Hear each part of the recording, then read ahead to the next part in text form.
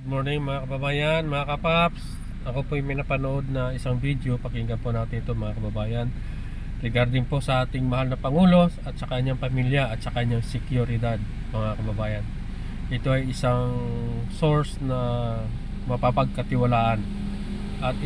At ang taong ito mga kababayan ay isang dating DDS vlogger at isang diehard supporter ng mga DDS mga kababayan. So pakinggan natin. Nagulat din po ako sa ganitong aking narinig mga kababayan. Medyo mahaba lang ito mga kababayan. Tapusin nyo mo sa panonood, mga 12 minutes pa ito mga kababayan. Bakit, mami? Ang habili. Ito ha, makinig kayong lahat. Narinig ba nila ako? Opo, naka-live speaker tapos nakatapat sa mic. Oo. Alam na ni Duterte na hindi na siya makakalabas. Kahit maging presidente pa si Sara.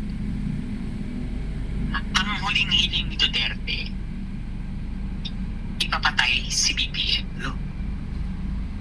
Pati buong pamilya. Hello?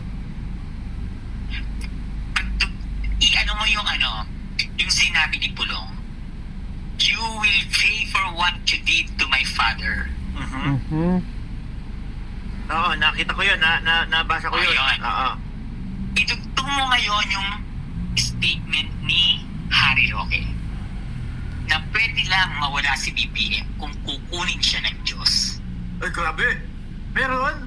Hindi ko pa nakita yun. Inano ko na yan alam mo kaya hindi ako makapag-ano ngayon sa Facebook ko. Sinadya nilang i-mass report ang Facebook ko noong October 12. Okay. Ay, speaking of that, may nagre-request sa akin, Pebbles din. Ikaw yan, mami? Sige po, mami Pebs. Baka importante kasi ito eh. Sige. Kunin na ako. Salamat. Pasensya na. Panoorin ko yung ko nasa 4 na inupload ko lang. Pulong. Alam mo kung bakit? Bakit, mami? Ang habili.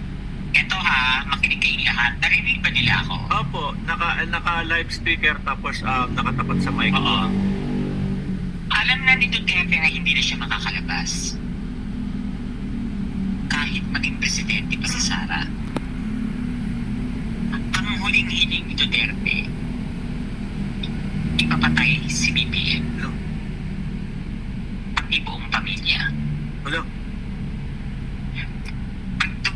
I-ano mo yung sinabi ni Pulong, you will pay for what you did to my father. Oo, nakita ko yun. Nabasa ko yun. Ayun. Oo.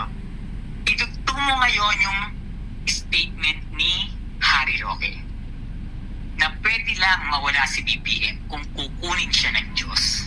Ay, grabe. Meron? Hindi ko pa nakita yun. Inano ko na yan alam mo kaya hindi ako makapag-ano ngayon sa Facebook ko. Sinadya nilang i-mass report ang Facebook ko noong October 12. Okay. Ay, speaking of that, may nagre-request sa akin, Pebbles din. Ikaw yan, mami? Oo, akin yun. Okay. Ako ng bago. Yung 4 na. Okay. I-accept ko kasi hindi ko pa na-accept hanggat hindi kita nakakausap eh. Gumawa agad ako ng bago. Opo. Ngayon, nabibisitan sila sa akin kasi yung September 21 rally, alam ko lahat yon. Oo. So, in-inform ko ang sila Browner, in-inform ko lahat, pati Palacio, in-inform ko sila kung sino funder, nagagawa sila ng coup, ayun, ang gulo lahat, nangyari lahat. Opo. Na kaya nung lumabas yung news after 4 days na meron palang pinaplanong coup or destabilization, natawa na lang ako. Kasi alam ko na. Doon sa TikTok ko, maririnig nyo lahat. Pinabas ko lahat ng ebidensya. September 19 pa lang, sinabi ko na may linulutong coup. September 20, sinabi ko ang funder si Chabit, yung mga nakademandang contractors, yan sila Alcantara, yung mga engineers, at yung USEC na si Bernardo. Sila ang nagbigay ng pondo para manggulo at magkaroon ng destabilization, mapaalis si BBM noong September 21. Oo. Kasi kapag napababa nila si BBM that time or napatay nila, bahay nila, absuelto lahat. Into lahat, oo. Pati si Roque, uwi. Hindi absuelto lahat, yun ang plano. Eh, hindi nagtagumpay. Kasi, hindi pwedeng sabihin kung paano ko nalalaman eh. Oo. Kasi mapapahamak ang buhay niya. Oo. Pero ang kinatutuwa ko doon, sa akin siya nag-message. Mm. Detalyado lahat sinabi niya, lahat detalyado. Kaya- Totoo lahat ng pinost ko, yung merong manggugulo, may mag-aasaan ng apoy, lahat yun. Kaya nga sabi ng mga tao, nakapasahilid ka pa, bakit nagkatotoo lahat at sinabi mo, mga pers, hindi na lang ako nagsalita. Kaya ikaw hinahunting ngayon. Oo, nung una, ako kasi nag-book ng Sara Army. Oo. Na merong army si Sara. Ganun. Ang tagal ko nang pinupost yan, 3 months, na yata 4 Grabe. months. Grabe. Ganun. Na Sara sinasabi ko Army, na, grabe. puntahan nyo ang kampo ni Sara Duterte sa Sorsogon. Bicol pa. Nandun nagtre-training yung mga Sara Army. At doon din nagpupunta si Cheese Escudero Nako. kapag usap sila. Totoo kaya daw? Alam din ni Gis, Sorsogon eh. alam din ni Gis yun, Mami Pers. Alam niya. Na may army. Yes.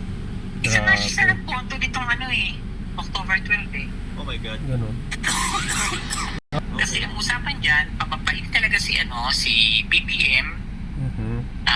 tapos upo si Sara, absuelto lahat. Grabe. Grabe. Kaya Nagugulat ako. ang daming po na, Opo. alam mo yan, binatikos ko si Marcos, 2 years mahigit. Hindi tayo nag-uusap. Maisog ako. Hindi tayo nag-uusap noon. Di ba? Tahimik lang kami. Maisog ako, di ba? Maisog ako, wala Ah. kaming tao. Oo. Linangaw. Laging nilalangaw. Nagpunta pa ako ng Hong Kong, linangaw. Ako ang nag-umpisa ng EDSA Friday group. Alam ko yan. Oo. Nilangaw. Mhm. Bakit ngayon maraming tao? Ibig sabihin, funded. Oo. Tapos ito, yung kay Kiko Barsaga, walang tao ulit. At akala niya nakaisa siya. Kasi meron lumabas na nautakan daw niya si John Vic, si SILG John Rimulya. No. Alam ko lahat. Alam na ni Sec John Vic. Lumalabas pa lang siya ng aristocrat ng restaurant. Na-inform ko na si Sec John Vic, paalis na po siya. Mm. Oo. Hindi po siya tumuloy dyan sa gate 6 sa Forbes. Nasa Dasma gate po siya. Mm. Kaya nagulat siya. Siya ang nagulat. Na-surprise siya. Ang dami palang pulis sa loob ng Forbes. Oo. 200 plus na pulis. Iba pa yung nasa labas. Oo. Kaya binaktoy ko siya. Doon nagalit na sa akin ang Sara Army. Nag-send na sa akin ng message yung intel ko na pinapatrabaho ka na, ililiquidate ka. And na-trace ka na nila. Basta pagdating sa lugar mo, kung may security ka talaga dyan, huwag magpapapasok ng tomboy, ng lesbian militar. Ganun. Okay, oo. Yun ang pinadala nila. Pero may security ka na, Mami Peps. Wala. Wala. Ako nun. Ingat ka, ha? Hindi ko pwede sabihin sa'yo sa message ko, sasabihin sa'yo. Correct. Meron kasi ako mga bagay na hindi pwede sabihin. Oo. And, kasi doon sa ibang content mo, pati si Chavit is gusto kang ipasabi, ipatay. Oo, kasi ang alam niya, nasa Pinas ako. Okay. Mhm. So, ano yun? Nakatanggap ka din? Pinasa ko lahat ng ng illegal niya. Naka-documented lahat yan. Pinasa ko lahat. Kung ano yung mga illegal niya. Ayun, gusto ko ang sabihin na sa sa social media. Kaso nga lang, merong mga hindi dapat sabihin dun eh. Oo. Naiintindihan ko. Pero, Mami Peps, baka gabi na dyan sa iyo. Ingat ka, ha? Oo, basta papuntahin mo sila sa Sa TikTok mo. TikTok, nandun lahat ng buong istorya. Nagulat ang mga tao. Trending siya sa TikTok. Ako nga, kala ko alam na namin lahat. No? Kasi siyempre, as a vlogger. So ayun mga kababayan, pinutol ko na. Kasi medyo mahaba nga, no? Pero kung talagang totoo itong sinasabi ni Peoples Gunanan mga kababayan, so ipagdasal natin na protektahan ng ating mahal na Pangulo at ang kanyang mga pamilya at 10 ng kanyang mga kabinete mga kababayan. Kaya galit na galit itong mga DDS sa ating mahal na Pangulo kasi nga maraming involved sa korupsyon, sa droga, mga kababayan. Kaya yun nga, no, kung napapansin nyo mga kababayan, pag upo pa lang ni BBBM 2 months, 3 months gusto na nilang tanggalin si BBM bilang presidente at upo si Sara Rustay kasi they are protected sa kanilang mga ginawang kapalastugan, ginawang panggugulo sa bayan natin, pati ang ating saligang batas ay binaboy na nila mga kababayan. Kasi sige, yun na lang ating nakuha na impormasyon galing kay Mark Ramos at Pro People's Kunanan, mga kababayan. Let's pray na protektahan ang mahal na Pangulo at ang kanyang pamilya at 10 ng kanyang mga kabinete, mga kababayan.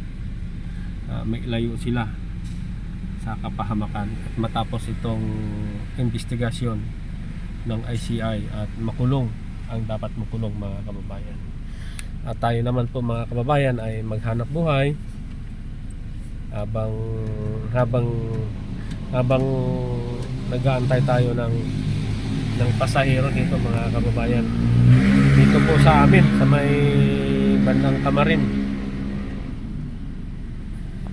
Kaya ito, nag-online na tayo mga kababayan. Wala pa ring booking na pumapasok. So, sige, please like and share and comment down below dyan, mga kababayan, sa ating munting vlog. God bless us all.